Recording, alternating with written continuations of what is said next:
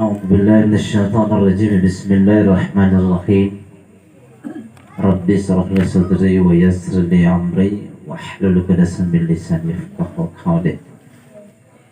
Yang saya hormati para pejabat yang sempat hadir pada malam ini, termasuk pengarah acara. Beliau adalah pejabat dari pemerintah Kabupaten Luwu. Oh, di Baloho. Bisa ngelutar rupa juga.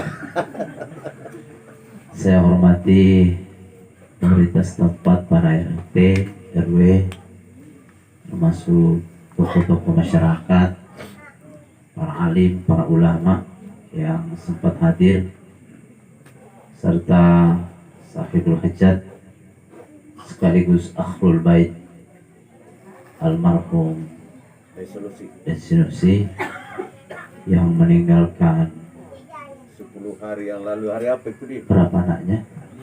5. Yang mana anaknya? Itu termasuk. Oh iya, termasuk. Istrinya berapa? Ya. 2. Ini juga perlu disampaikan supaya Bapak Ibu yang saya muliakan. Assalamualaikum warahmatullahi wabarakatuh.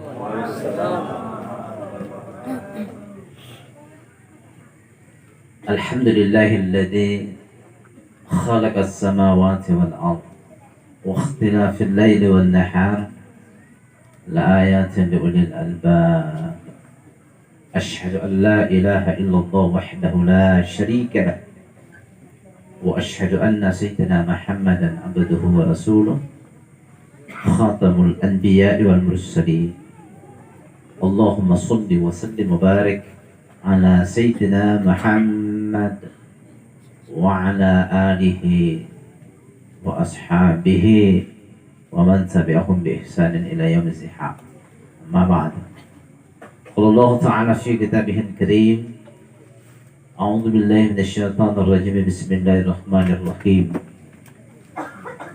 Wa lanabluwannakum bi syai'in minal khawfi wal ju' wa naqsin minal amwali wal anfusi wat thamarati wa basyyiris sabirin alladzina idza asabatuhum musibah qalu inna lillahi wa inna ilaihi raji'un. Ulaika alaihim salawatun min rabbihim wa rahmah wa ulaika humul muhtadun. Qala Rasulullah sallallahu alaihi wasallam, man assa musaban falahu mithlu ajrihi. Sadaqallahul ladzim wa sadaqa rasulihil karim. Bapak Ibu yang saya muliakan, tentu pertama-tama saya ingin mengajak kepada kita untuk senantiasa bertasyakur sekaligus kita bertafakur. Tentu kita syukur malam ini karena kita masih dihidupkan Allah Subhanahu wa Ta'ala. Napa tu saya pikir Allah Ta'ala yang lagi-lagi bahwa jika malam ini hidup tidak ada jaminan bahwa besok masih tetap kita hidup. Apalagi sekarang ini ya, frekuensi kematian ini meningkat. Jadi saya biasa istilahkan ini musim mati sekarang. Biasanya itu musim kawin. Ini sekarang ini musim mati di mana-mana. Ada satu kampung dalam satu minggu biasa 3. Di wilayah saya di Mukanya itu biasa dalam satu hari saya bisa pelepasan jenazah 3. Sementara nikah cuma 1. Jadi frekuensinya naik. Asbabnya macam-macam. Ya, bisa sakit, bisa juga kecelakaan, bisa juga tanpa asbab, kelihatannya tidak ada asbab, tiba-tiba langsung meninggal. Kalau bisa bicara tentang COVID, ya ini yang menjadi musuh dunia ini. Bukan hanya kita saja di sini, ya, tetapi walaupun demikian juga banyak juga yang tidak percaya. Karena masa tak ditiru, kena ditiru makhluk dia pasti langsung dipercaya, tapi tak ditiru jadi mesti pakai menggunakan alat baru bisa kelihatan. Ya, melalui swab baru kelihatan. Karena kadang-kadang juga ada yang apa itu tasuk juga kadang-kadang terlalu sombong dengan musibah ini. Apa hebatnya kita ini Pak dibanding ulama-ulama Jazirah Arab? Itu Masjidil Haram, Masjid Nabawi itu ditutup ketika waktu itu. Ya. Kenapa dikhawatirkan ini? Tapi kalau di kampung kita, wah tak saya kapan di kampung lagi. Ya. Apalagi sana wah usia-usia begini yang rawan sekali sebenarnya. Karena kalau seperti beliau tidak, alhamdulillah. Tapi kalau yang sudah usia-usia cukup itu kawan. Sebentar kita jelaskan itu. Yang jelasnya bahwa syukur karena kita masih hidup. Yang kedua kita syukur karena sehat wal afiat. Alhamdulillah. Dan yang ketiga malam ini kita syukur karena kita bisa hadir untuk melakukan amalan khusus untuk jenazah almarhum dan Sinusi. Apa yang kita lakukan untuknya? Doa sambil memberikan penghiburan, memberikan nasihat kepada keluarga yang ditinggal. Karena sebenarnya yang diberi takziah itu bukan orang mati.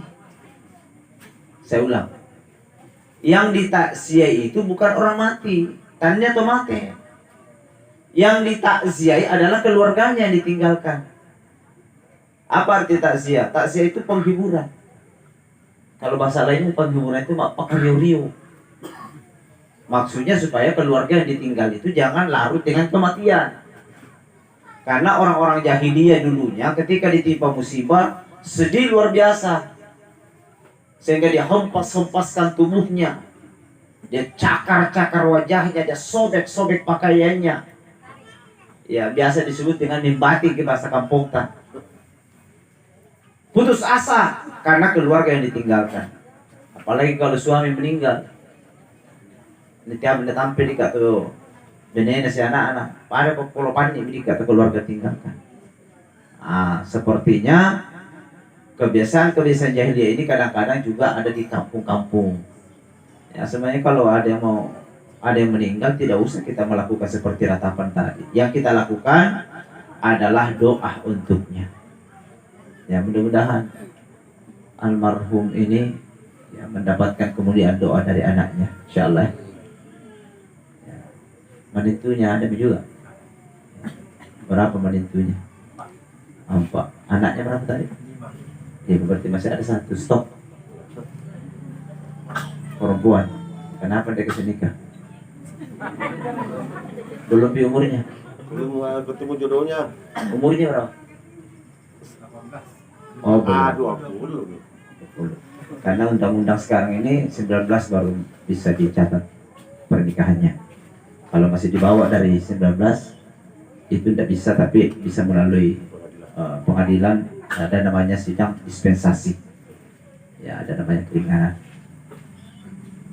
Baik sekalian. Sekarang bicara mati. Mati itu pasti. Tidak usah ditakuti yang namanya kematian, Pak. Karena mati itu pasti.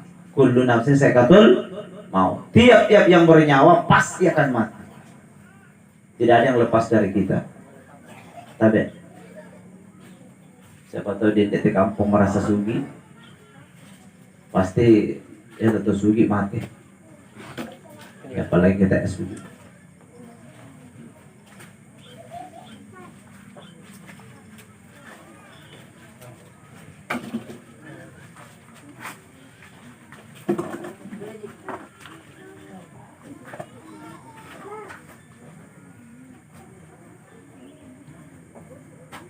Ya, sampai di mana tadi? Mati.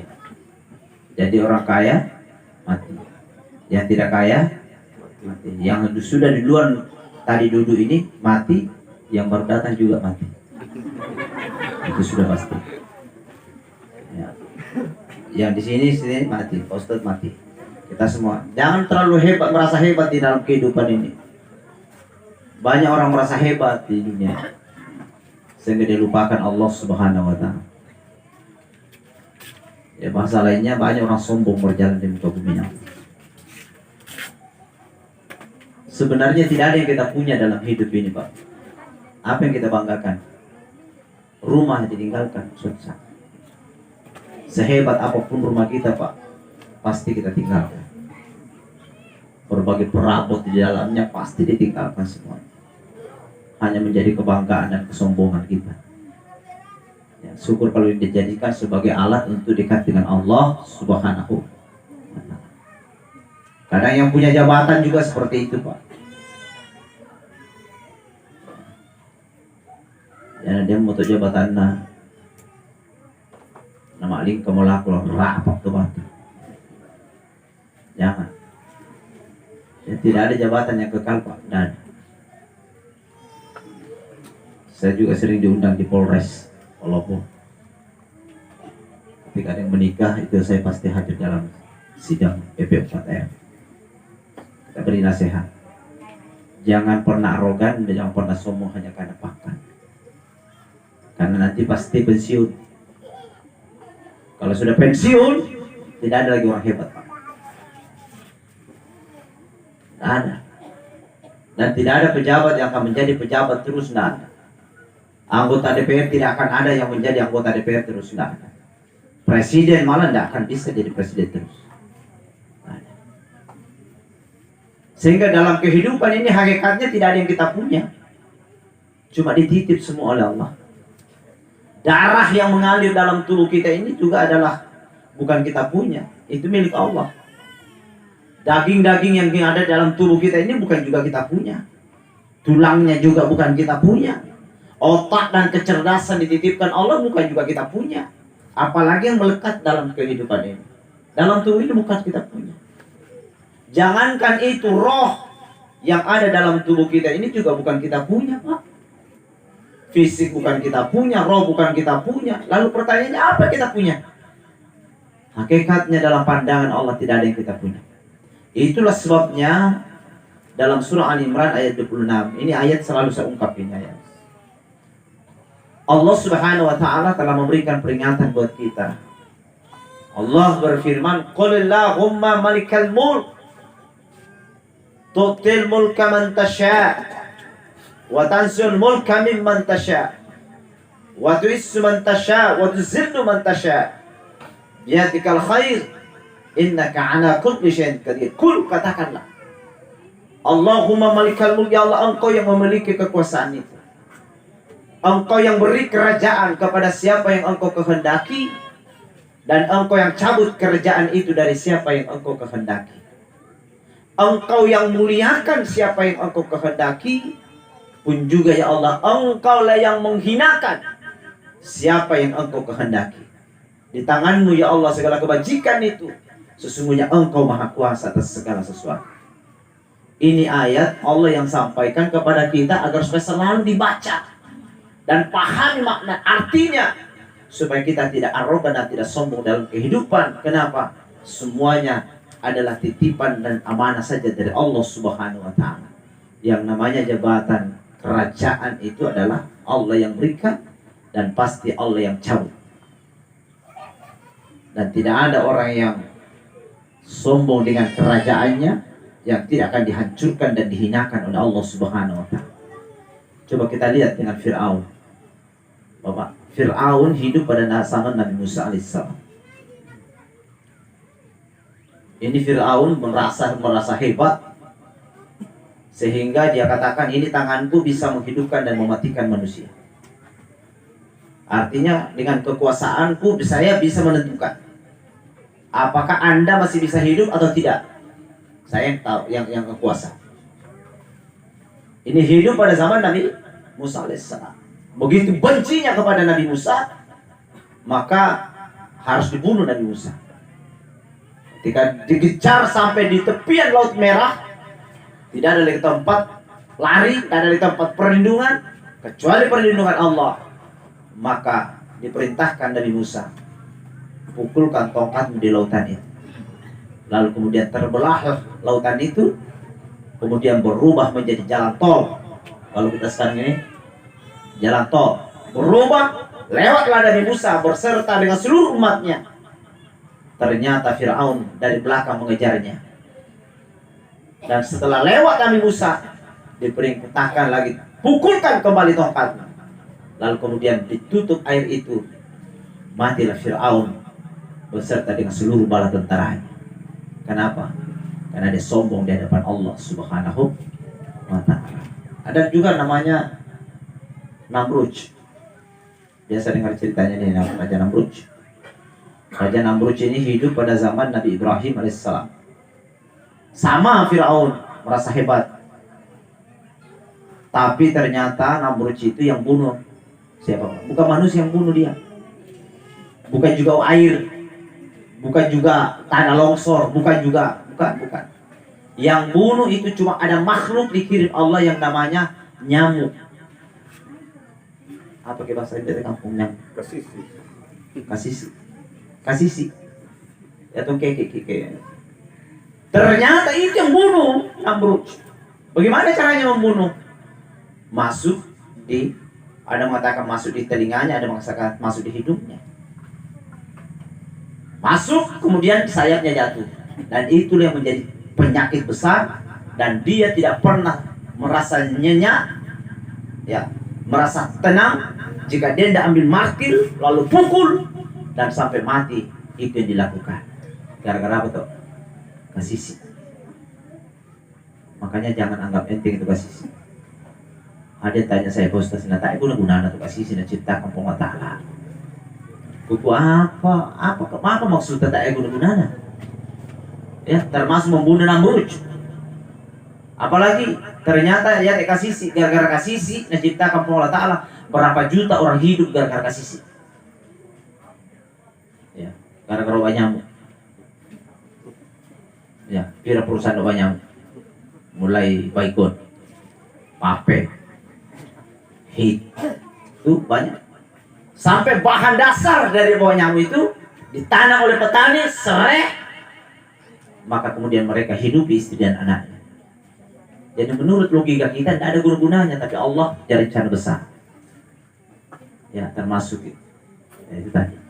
Makanya kalau seluruh ciptaan Allah ini sebenarnya semua siklusnya itu saling membutuhkan.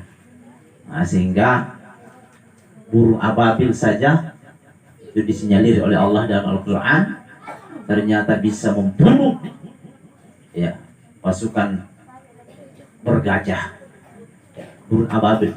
Makanya kalau di Arab itu tidak boleh orang membunuh binatang, apalagi termasuk yang burung-burung itu. Di Masjidil Haram itu dilarang dan itu hukumannya ada, karena itu dalam sejarah banyak yang membantu manusia. Baik, kita kembali bahwa tidak ada yang kita punya dalam hidup ini, sehingga janganlah pernah merasa sombong dengan kehidupan. Kalau sombong dengan ucapan, dengan kata-kata, dengan kalimat itu biasa saja, Pak. Tetapi orang paling sombong berjalan di muka bumi Allah adalah seseorang yang sudah tidak ada lagi waktu untuk sujud di hadapan Allah. Ini orang paling sombong. Ya. Jadi menantang rendah itu laku biasa saja. Ya, merasa hebat dengan kekuatannya biasa. Jika dia sudah tidak sujud lagi laksanakan sholat, maka inilah kesombongan paling tinggi di hadapan Allah Subhanahu wa ta'ala, berjalan di muka bumi Allah. Jadi mati itu pasti. Karena mati ini pasti, maka tidak ada pilihan lain kecuali harus siapkan diri. Apa kita menyiapkan? Itu tadi ibadah. Ini katanya dengan almarhum, ya, sekian anaknya. Ya, dia tunggu beliau ini habis semuanya. Ya, tinggal 3 masalah. Ketika anak cucu ada meninggal dunia, putus segala amalannya. Illa min daladin, kecuali 3 saja perkara. Sedekah jariyah, Au ilmin tafa'u bihi. Nah, ini yang ketiga adalah awalidin sholihin yad'ulah. Anak yang soleh yang selalu mendoakan orang tuanya. Ini tiga, Pak. Ya, sehingga jika ada harta kita, sedekahkan sebagian di jalan Allah. Mending masih gitu. Ya. Tapi Pak, kepura ki mantarima pertama dan masih gitu. Pura ki mak waluk durian. Tak durian lagi. Tak mimbu durian dete. Ya, manang. Sayur ya. Setiap selesai bangun masjid, bantu masjid. Sepanjang masjid itu digunakan orang ibadah, walaupun kita nanti suatu saat sudah ada di alam barzah, maka sepanjang masjid itu digunakan orang, sepanjang itu juga kita dapat pahala. Inilah namanya sedekah jariyah. Makanya harta kita belanjakan sebagian, maka kita akan beruntung. Apalagi yang kedua, ilmu tafa'u bihi, ilmunya bermanfaat. Bapak yang punya potensi untuk menyampaikan dakwah, sampaikan kita. Tapi dengan catatan, jangan coba-coba menyampaikan sesuatu tapi kita tidak berani lakukan. Karena pasti mulut Allah. Jika seseorang hanya berani menyampaikan tapi tidak mampu lakukan, maka Allah katakan, kaburan maqtan indallah an taqulu ma la taf'alun. Allah sangat murka kepada kamu karena kamu hanya pandai bicara, kamu hanya pandai berkata, tapi ternyata kamu sendiri tidak bisa lakukan. Tapi Pak, kita kadang-kadang orang tua hanya pandai ngomong sama nata. Jadi pihak sembahyangku, nah ternyata ambil itu rumah ngorok. Tapi tak di kampung. Itu kampung cerita kampung di rokok. Nanti kemarin aku masih Indo na, weh bangun. Milik atau pihak, mingkon nomel aku masih. Sulit metode ke anak-anak yang masih. Nalindo itu kamar nambe. Nateleng ni tama. Mama, mangoro papa. Spontan tuh kalau ada jawab. Dong bati-bati itu papa iya. Itu dari papa. Papa. Tidak bisa dipanggil papa kalau tidak bisa jadi teladan. Ini yang banyak sekarang ini. Cuma pandai ngomong tidak bisa lakukan. Nah, makanya kita menyampaikan kita. Yang ketiga ini adalah awalidin sholihin yad'ulah, anak yang soleh yang selalu mendoakan orang tuanya. Makanya Ummu Salamah bertanya pada Rasulullah, ya Rasulullah, orang tua kami dua-duanya wafat. Apakah kami ini anak masih bisa berbuat baik kepada orang tua kami sudah wafat itu ya Rasulullah? Kata Rasulullah, sahabat, masih ada beberapa hal kewajibanmu kepada orang tuamu. Termasuk yang pertama adalah sholati jenazahnya, sembahyang. Maka ini juga saya sampaikan, tapi khususnya kita laki-laki ini sebaiknya Pak, ya kita mati lang kampung, malam malik malayat, mak jenek mimpi mikir juga benua. Asal biasa tuh ke jom itu acara. Jika yang mau masuk, yang mau ikut sholat jenazah, silakan beluru, nah bisa ditekan. Nah, ya kita terlambat kita mah, tidak ada istilah masbuk. Tidak ada istilah masbuk. Nah, jadi dikampai, jadi imam kampai dulu, kampai dulu. Makanya saya juga biasa protes itu protokol. Nah, kalau itu protokol, yang mau ikut sholat jenazah dipersilakan untuk ambil wudhu. Tidak usah kita mengatakan yang mau. Kenapa kita mengatakan yang mau? Padahal ini kewajiban.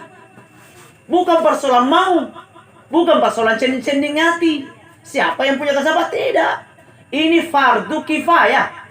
Yang namanya fardu kifayah, misa kampung kewajibannya itu. Jadi keden to kampung dan jenazah tidak ada yang mandikan, tidak ada yang sholati, tidak ada yang makamkan, maka pertanda bahwa misa di kampung tima dosa sakit. Tapi demi jotun jamai, maka kita yang lain sudah gugur. Itu namanya fardu kifayah. Bukan berarti bahwa lo mau pada kalian mau laksanakan, tidak. Kita ngejar pahala Bapak. rawat jenazah, mulai mandikan, kafani, solati, makamkan. 4 hak jenazah itu Pak, siapa yang lakukan itu, maka kalau ditimbang di atas mizannya Allah, di atas timbangannya Allah, yang di sebelahnya ini adalah 2 gunung Uhud beratnya, dan di sebelahnya ini adalah 4 hal yang dilakukan untuk jenazah, maka setara dan sama timbangannya di hadapan Allah Subhanahu wa Ta'ala. Dan itu Pak, kalau seandainya dibuka kepada kita, napati rongki pengolah Ta'ala, koyete pahalana, maka pasti tidak ada yang tinggal dulu kalau ada sholat jenazah. Berlomba-lomba kita, termasuk kesumat yang subuh Pak. Sholat sunnahnya subuh saja Pak, sholat rawatib subuh, maksudnya sholat apa itu, rangkai sholat sunnahnya Bapak, pahalanya Pak. Siapa yang sholat sunnah sebelum sholat subuh, kalau ditimbang di atas timbangannya Allah Bapak, seluruh isi langit dan bumi ditimbang, maka itu lebih berat dalam timbangan Allah Subhanahu wa Ta'ala. Dan kalau ini dibuka, maka tidak ada orang yang tidur ketika muazzin sudah berkata, as-salatu khairum minan naum, salat itu lebih baik daripada tidur. Dijawab, shadaqta wa bararta wa ana minal muslimin. Benar ucapanmu, semoga aku bisa menjadi orang selamat. Tinggalkan nikmatnya tidur, hamparkan sajadah atau datang ke masjid.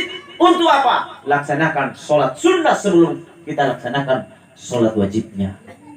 Ini sholat sunnahnya saja Pak, belum sholat wajibnya. Oleh karena itu maka yang kaitannya dengan ini tabe keluarga, sholat jenazahnya. Sholat jenazah ini kan sebenarnya tidak terlalu susah lah itu kalau kita sudah paham. Sering saya jelaskan ini Pak, sholat jenazah kan 4 kali takbir saja Pak. 4 kali takbir itu bacanya juga sederhana. Ya. Takbir pertama membaca Al-Fatihah. Anak-anak beliau ikut semua tuh sholat jenazah. Takbir pertama membaca Al-Fatihah. Takbir kedua membaca salawat. Salawatnya itu apa? Allahumma sholli ala Muhammad wa ala ali Muhammad. Mau tambah sayyidina boleh. Allahumma sholli ala Muhammad wa ala ali sayyidina Muhammad. Boleh sampai di situ. Mau sampai indaka hamidum majid, itu namanya salawat Ibrahim. Boleh. 2 menit. Takbir ketiga doa khusus. Apa doanya? Allahumma ghafir lahu atau laha kalau ini? Lahu. Kenapa lahu? Karena dia laki-laki. Kalau perempuan? Allahumma ghafir laha. Ibu kita meninggal, Allahumma ghafir laha. Ambek tamate Allahumma ghafir lahu. Itu saja. Walaupun ada yang pernah tanya saya bagaimana kalau yang bencong mati. Ini juga jadi masalah karena kita tidak tahu. Lahu kata dibaca, hak kata dibaca. Kalau penampilan sehari-harinya mesti dibaca hak. Tapi siapa tahu masih ada hu. Nah itu jadi masalah. Dan ini makhluk ini banyak di Palopo. Dibaca dua-dua itu. Dibaca di dua. Masa ada tandanya. Sebenarnya kalau kita bicara fikih itu kembali aslinya. Aslinya dia adalah hu. Ya. Kecuali seperti dorce itu kan sebenarnya kasustik namanya. Kenapa? Memang jenis kalimatnya 2. Ya, saya tahu itu. Saya baru tahu ternyata di Palopo ada keluarganya, ada tantenya di Palopo. Saya pernah diceritakan bahwa ini tuh kebanyakan saya sebenarnya 2 jenis kalimatnya. Ya ada hu, ada ha. Nah, jadi kalau mati nanti itu kita bisa dibaca hu ha. Karena 2 memang. Nah, tapi waktu itu katanya dia ke dokter untuk periksa mana yang dominan. Yang dominan itu perempuannya. Maka yang hu itu dioperasi. Torromiha. Jadi nanti kalau mati ha. Seperti itu. Jadi itu saja 2. Ada mau tambah panjang boleh, sampai di situ cukup. Apa artinya itu Allah maghfir lahu? Ya Allah ampuni dia. Itu maksudnya. Mau tambah yang panjang-panjang Allahumma ghafir lahu warhamhu wa'afihi wa'fu dan seterusnya boleh. Yang keempat, ya ini kita kursus kita ini supaya kita ingat-ingat. Yang keempat takbir terakhir itu boleh ada doa, boleh juga tidak. Takbir ikuti saja imam. Allahu Akbar. Ya sedekap sejenak, lalu salam. Tapi jangan dahulu imam. Ya biarlah imam duluan, baru kita. Jadi mau tambah doa Allahumma la tahmil ajrahu wa la taftina wa'adahu wa ghfir lana wa lahu dan seterusnya boleh. Ndak hafal itu juga ndak usah. Ada yang tanya saya, Pak Ustaz, saya anaknya tapi ndak hafal itu tadi doa. Yang ku hafal Al-Fatihah hari 3. Sholawat ya tuh. Wah, tak mau dikaku hafal itu. Ya sudahlah, ndak usah. Cukup takbir, takbirnya wajib, doanya sunnah. Ya, selesai. Jadi imam salam, Assalamualaikum warahmatullahi. Assalamualaikum warahmatullahi. Imam pimpin doa, kita anaknya di belakang, aminkan saja doa imam. Asbab imam diijabah doanya karena kita ada di belakang mengaminkan itu doa. Ada apa? Aminnya anak tak. Ada apa doanya anak tak? Doanya anak tak, aminnya anak tak, tidak ada hijab antara dia dengan Allah, langsung menembus arasnya Allah Subhanahu wa ta'ala. Tidak ada alasan Allah untuk menolaknya. Nah, oleh karena itu maka selesailah kewajiban pertama, sholati jenazah. Yang kedua, istighfarkan. Maksudnya setiap selesai sholat, doakan itu orang tua. Ya. Doakan, tapi dengan catatan sholat. Ya. Karena persyaratan doa diijabah sholat. Anak tak banyak, bangga ki. Alhamdulillah ikutan naik ki. Berapa anak tak? 12. Mana itu? Sama. Karena berkeluarga suami, berarti pirang betul. 22. Ampo pirang, apa dari 50. Alhamdulillah. Maksudnya orang itu orang di sholat tak mau sembahyang. Apa yang kita peroleh dari anak yang tidak sholat coba? Dia berdoa kepada Allah untuk kita orang tuanya, tapi dek nama sumpah yang tak. Makanya Nabi Muhammad sallallahu alaihi wasallam, ya tu doa anak tak la yurfa'u lahu du'a'un ila sama, doa-doanya tidak diangkat oleh Allah ke langit. Artinya apa? Doanya anak tak semuanya ditolak Allah. Yang celaka siapa? Bukan anak. Yang celaka kita orang tuanya. Makanya Bapak gelisah Pak kalau ada anak tak yang tidak sunat. Karena itu harta itu. Ya, harta benda yang mahal ini anak tadi. Saya sudah jelaskan tadi bahwa harta itu ditinggalkan semuanya, tapi khusus untuk anak ini luar biasa menjadi harta benda kita yang akan lanjut suatu saat kita meninggal, dia terus mendoakan kita, maka ini mengalir terus doa untuk kita. Tapi ya tuh pasangan tak Pak, itu pasangan tak, itu istri tak Pak, belum tentu. Ingat, kalau mati belum tentu. Bayangkan Pak, ditinggalkan istri tak, nah masih muda. Apa yang terjadi Pak? Menikah, kawin. Setelah istri menikah, berarti bukan lagi istri ini teman kita dalam surganya Allah Subhanahu wa ta'ala. Siapa suaminya nanti dalam surga? Suaminya adalah suami terakhir. Bukan kita lagi Pak. Begitu juga sebaliknya.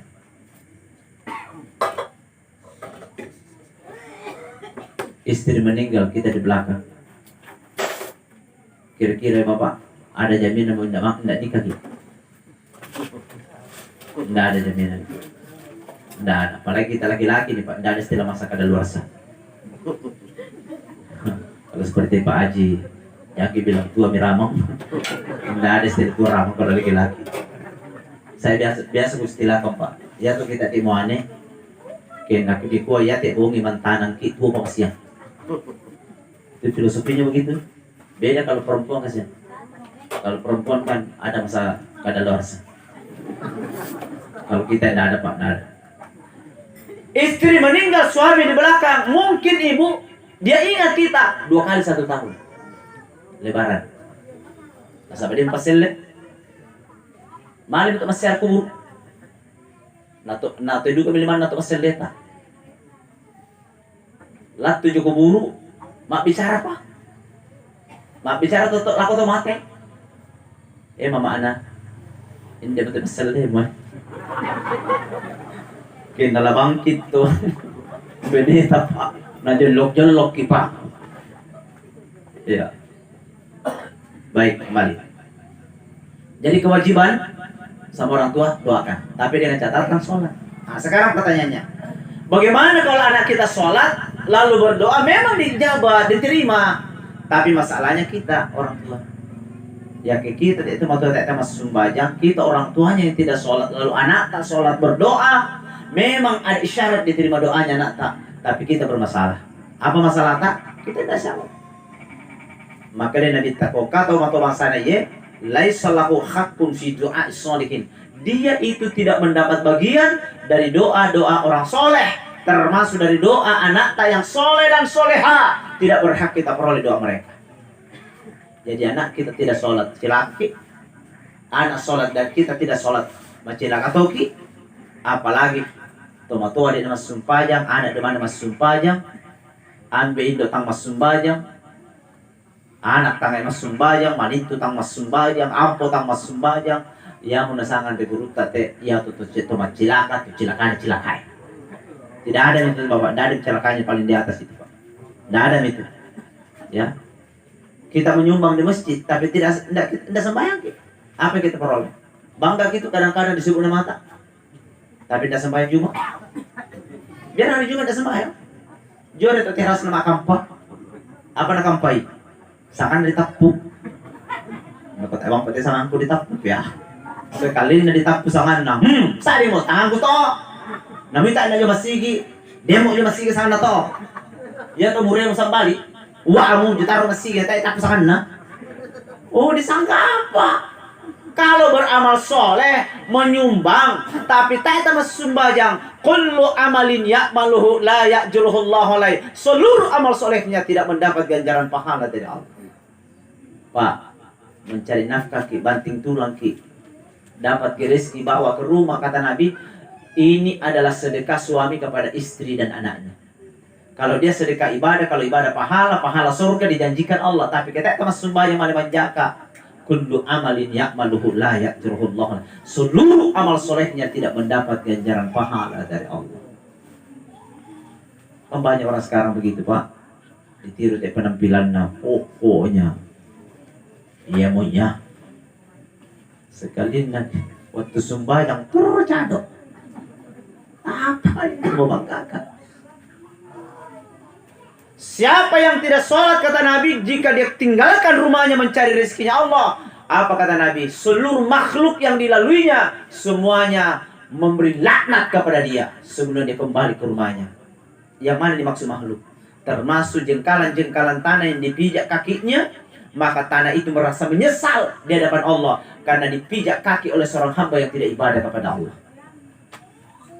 Apalagi namanya malaikat-malaikat Allah pak. Kita dalam hidup ini selalu ada malaikat rahmat yang selalu mengawal kita. Ya, kalau kita keluar, kita sudah ibadah insya Allah. Nah, tetapi kita masuk sembahyang, maka malah ya kita didoakan oleh malaikat agar supaya kita mendapat laknat sebelum kita kembali ke rumah kita. Oleh karena itu maka ini orang tua itu yang mau dilakukan adalah doakan tapi dengan catatan sholat 5 waktu. Yang ketiga, jika ada rezeki, kata Nabi, maka sedekah atas namanya. Tapi ya keden dalle eta masadakah ki atas nama tumat buah. Insyaallah. Sedikit ada saya mau stressing. Itu mendoakan orang tua. Ya dimaksud anak yang soleh di sini bukan hanya anak yang lahir dari rahim ibunya. Ya keliru dan apa tuh? Kita salah tafsir. Kalau kita mengatakan bahwa yang dimaksud dalam hadis itu adalah anak yang lahir dari kandungan istri, apa bukan? Tapi yang dimaksud di sini adalah termasuk kemanakan, termasuk anak angkat, termasuk anak-anak santri. Jika ada guru dan itu santrinya, siswanya, mahasiswanya, ini juga yang termasuk dimaksud di dalamnya. Nah, sehingga kita ini Bapak, jangan sampai setiap kita selesai sholat mendoakan orang tua kepada janta, jangan lupa kita kudoan duka di kata guru-guru entah, karena itu juga yang dimaksud dengan anak yang soleh dan soleha. Amin insyaallah. Jadi ada sedekah, ada uang tak, ada sekitar. Kan jumlahnya bukan Ji menentukan, ya sesuai dengan kemampuan. Makanya setiap hari Jumat, tapi Pak, ibu-ibu, kalau hari Jumat kasih rezeki uang, kasih uang suami tak kalau masjid. Supaya diniatkan untuk orang tua dan sekitar juga ikut di situ. Tapi pastiin aja, do dikuan itu moneta. bawang kita dek sang sak boleh. Ni akang itu aku sol kita le. Ambek tada sol mama ata. Sikiran Apa mau to? Matu santa ada dua. Anang ki sang sak rupiah. Ada sepiran dari itu. Bahkan itu masih lumayan pakai ada jadi 1.000 daripada kayak pura-pura sikir lain itu celengan. Subhanallah, subhanallah, subhanallah. Itu matanya. Lain ulah kok alhamdulillah. Ini juga saya biasa sampaikan Pak Ustaz, ulama-ulama. Kadang-kadang kita di atas mimbar hebat bicara tentang sedekah. Lain itu celengan. Subhanallah, subhanallah. Terpas saja di kata celengan, tor menjolona. Nasa na itu matanya. Iya, baru sambil sorong lah. Lain ulah kok alhamdulillah. Tapi Pak, ya terlalu pelit. Kalau tidak ada uang kita bawa, kasih tinggal dulu di depan. Ya, kasih tinggal ki, niatkan ki, ya Allah, hari ini saya tidak bawa rezeki. Tadi aku bawa doi, ya mudah-mudahan, ya ujung ada pampi ku rapel nih. Bisa bukan setel rapel? Bisa. Iya, gaji saja bisa, apalagi janji sama Allah, tidak ada masalah. Nah, itu maksud saya, Bapak. Jadi sedekah ki atas nama orang tua. Yang orang tua ibu yang masih tinggal rawat dia baik-baik ya, karena dibaratkan burung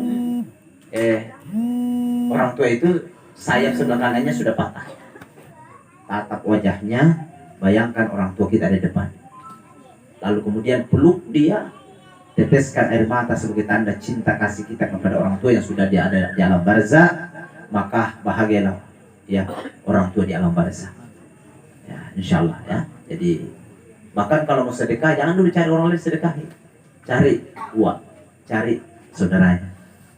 Jadi kita perbaiki hubungan terus. Nah, sedangkan sama uang perbaiki, apalagi kita bersaudara. Ya, karena banyak tapi Pak, banyak orang sekarang ini berkelahi, si gagah, lah si pakai, gara-gara apa? Harta yang ditinggalkan oleh orang tua. Tidak usah. Kalau kita tidak dapat rezeki di situ, yakinkanlah Pak, di tempat lain ada rezeki sudah disiapkan Allah. Ya, prinsipnya begitu. Nah, kemudian yang terakhir, kata Nabi, ketika orang tua sudah wafat, maka hormati sahabat-sahabatnya. Ibu bapak, ini juga menjadi manhaj ini. Bahwa ternyata dalam hidup ini tidak boleh kita tidak punya sahabat. Nabi itu punya sahabat Pak. Dan Nabi bersahabat tidak kenal, tidak ada istilah level-level. Ya kita kan sekarang musim-musim level. Ya kita atas level, tak bergaul. Nah, ini Nabi tidak mau kulit hitam, mau dari budak, bahkan ada budak yang dimerdekakan. Bahkan manintuna nabinta Pak, manintuna nabinta itu Sayyidina Ali Pak. Sayyidina Ali itu adalah mantunya Rasul. Karena anaknya Rasulullah Fatimah Zahra itu istrinya. Maka ini Fatimah anaknya Rasul diperistirakan oleh Sayyidina Ali, dan Sayyidina Ali ternyata menjadi sahabat Rasulullah. Astagfirullah. Nah kita temuan nih Pak, jadi bini tanggar kaki kopi lama panik, lambar canggih. Balik ke pengantin baru Pak. Pokoknya muisia tama di kodok sama tanding. Masa pengantin baru cari tanda teh. Beda ke petuan sama pepadam tim itu ya. Yan na salah minta pajalat ini. Apa sangan ng gelas. Ano ribasa mo te tapet ini nang juga kompor. Astagfirullah. Ya kenapa? Karena tidak ada Allah yang bimbing hatinya. Ya. Bagus kalian, saya kira ini yang bisa saya jelaskan. Nah, sehingga mudah-mudahan tadi sholat jenazah ini saya kira menjadi nasihat untuk kita semua Pak. Ya, setiap ada orang mati kampung kita, paling kalau di masjid jadi tempat di sholat ya karena biasanya kalau di rumah kan terbatas tempat, jadi kalau di masjid ya kita usahakan ikutlah dalam sholat jenazah itu. Kemudian yang kedua, kita selalu mendoakan ini orang tua. Kemudian yang ketiga, ya balik ke dalekta, kita selalu sedekah. Yang keempat, sambungkan hubungan silaturahim dengan saudaranya yang seperti Uwa ini, insyaallah. Dan yang kemudian terakhir, ya perbaiki hubungan persahabatan dengan sahabat-sahabatnya. Insyaallah kalau ini kita lakukan, hakikatnya orang tua ini ya belum mati, tapi dia cuma pindah tempat, ya ke tempat alam berikutnya, namanya alam barzah. Apa yang dimaksud dengan alam barzah? Ada alam penantian, mereka menanti kita untuk kita juga kembali kepada Allah Subhanahu wa taala. Saya kira ini saja yang bisa saya jelaskan, mudah-mudahan ada manfaat untuk kita semua dan khusus untuk keluarga. Akhirnya kita tutup dengan bersama-sama bermunajat di depan Allah Subhanahu wa taala. Kita berdoa karena tidak ada yang bisa merubah takdir kecuali Allah melalui doa dan permohonan hambanya. Awalkan doanya dengan bersama-sama kita membacakan suratul Fatihah untuk almarhumah dan Sinusi. Mudah-mudahan Allah sampaikan keberkahannya. Kita pun juga yang membacanya mendapatkan keberkahan seperti umur kita.